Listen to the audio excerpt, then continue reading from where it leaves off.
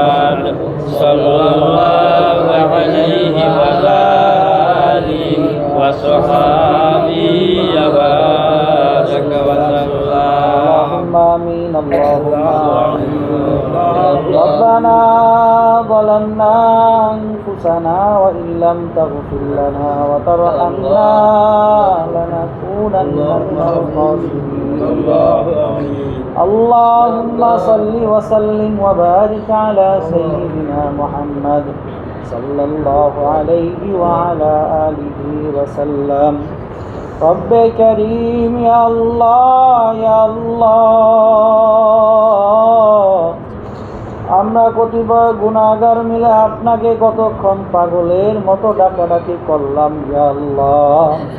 আপনি আমাদের জিকিরকে, তেলাওয়াতকে, আপনি আমাদের নামাজকে ইয়া আল্লাহ আপনি কবুল আর মঞ্জুর করে নেন। এর সব লক্ষ কোটি গুণ বৃদ্ধি করে সরদারে দো আলম সাইয়্যিদুল কাউনাইন সাল্লাল্লাহু আলাইহি ওয়াসাল্লামের রওজায়ে আতহার সোনার মদিনায় পৌঁছায় দেন। বাবা আদম থেকে আজ পর্যন্ত যারা কবরবাসী হইল মালিক, সকলের কবরে আপনি এর সওয়াবটুকু পৌঁছায়া দেন। খাস করে ইয়া আল্লাহ আমরা যারা হাত তুলছি, আমাদের যাদের মা বাবা ভাই বোন আত্মীয় স্বজন অন্ধকার কবরে, সকলের কবরে আপনি এর সওয়াবটুকু পৌঁছায়া দেন। সকলের কবরকে আপনি চিরতরে জান্নাতের বাগান বানায় দেন। বিশেষ করে ইয়া আল্লাহ আমাদের মা বাবা যারা অন্ধকার কবরে, তাদের কবরকে আপনি জান্নাতের টুকরা বানায় দেন। আমরা দোয়া করলাম ইয়া আল্লাহ তাদেরকে আপনি পরিপূর্ণ মাফ করে দেন। আমি সহ আমাদের মা বাবা ভাই বোন আত্মীয় স্বজন যারা বেঁচে আছে, তাদের হায়াতকে আপনি বৃদ্ধি করে দেন। ইয়া আল্লাহ আমরা যারা অসুস্থ, পরিপূর্ণ সুস্থতা দান করে দেন। ইয়া আল্লাহ রমজান মুবারককে আপনি আমাদের জন্য বরকতময় করে দেন। রমজান আসার আগে আপনি আমাদের গুনাহগুলো পাক সাফ করে দেন। ইয়া আল্লাহ রমজানকে গনিমত মনে করে নিজেদের ইসলাহের ফিকির করতে পারি তৌফিক দান করে দেন। ইয়া আল্লাহ মালিক দয়া মায়া করে মাফ করে দেন। আল্লাহ আপনি ক্ষমা করে দেন। আল্লাহ কিয়ামতের ময়দানে আপনার হাবিবের সামনে জাহান্নামের শিকল লাগায়েন না। আল্লাহ আল্লাহ আপনার হাবিবের সামনে জাহান্নামের বেড়ি পায়ের মধ্যে লাগায়েন না। দয়া মায়া করে আপনি আমাদের গুনাহ খাতাগুলোকে মাফ করে দেন। ইয়া আল্লাহ জিকির করতে করতে আপনার কাছে যাইতে পারি তৌফিক দান করে দেন। ইয়া আল্লাহ জিন্দেগিকে বন্দেগি বানায় দেন। ইয়া আল্লাহ গুনাহমুক্ত জীবন যাপন করার তৌফিক দান করে দেন। ইয়া আল্লাহ আমাদের যাদের যেই সমস্যা আছে, সমস্যাগুলোকে আপনি আল্লাহ সমাধান করে দেন। আমাদের সকলকে এক হয়ে বাঁচার তৌফিক দান করে দেন। আল্লাহ আমাদের নিজেদের মধ্যে, আমাদের ঘরের মধ্যে আপনার খাস পর্দা জারি করে দেন। আমাদের সকলকে নজরের হেফাজত করে গুনাহ থেকে বাঁচিয়া থাকতে পারি তৌফিক দান করে দেন। আল্লাহ মাফ করে দেন, মাফ করে দেন। ربنا تقبل منا إنك أنت السميع العليم وتب علينا إنك أنت التواب الرحيم سبحان ربك رب العزة عما يصفون وسلام على المرسلين آمين آمين والحمد لله رب العالمين.